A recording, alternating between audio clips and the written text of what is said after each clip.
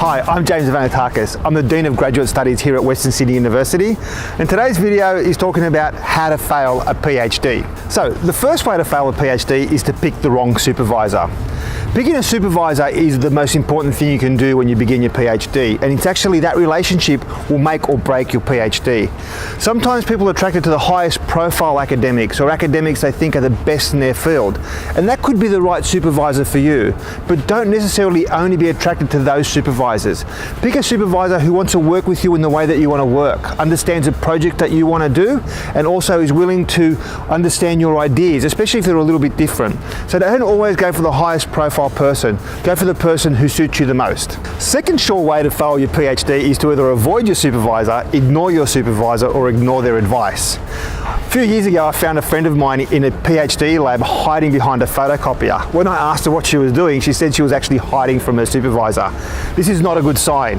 It's important that you don't avoid your supervisor. If something's happened and you've lost a bit of momentum, rather than avoid them, you should actually seek them out and ask for help. The third way to fail a PhD is to not treat it like a job.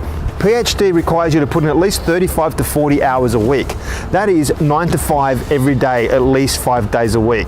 And this is how you should treat it. Sometimes people think that they've got plenty of time, make appointments to catch up with friends for coffee or do something, and they waste time. This is actually a fundamental error that many PhD students make. So you need to treat it like a job, working 7 or 8 hours a day, and treat it as a professional would. The fourth way to fail a PhD is to wait for people to tell you what to do. Especially within the Australian context, the PhD student is expected to lead the project, lead your research. Don't sit around and wait for people to tell you who to interview, when to interview them, how to interview them, what research to do, what to read. Always seek advice from your supervisor, but it's most important that you lead the project and don't wait around for people to tell you what to do. Number 5 in tips how to fail your PhD is to leave all your writing towards the end.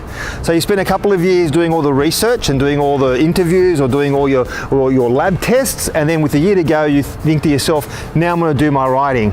Staring down the barrel of trying to write somewhere between 50 to 100,000 words in 1 year is almost impossible. So what you should do is make sure that you start writing from the very first day that you start your PhD. Never leave your writing to the end. It's a surefire way to fail your PhD. The sixth way to fail your PhD is to be precious, not take feedback, or actually aim for perfection. What happens is everything you write, no matter if it's a first draft or the 10th draft, it's always going to have room for improvement. When you get feedback, don't be sensitive about it. Look at it, take advantage of it, see how you can improve your work.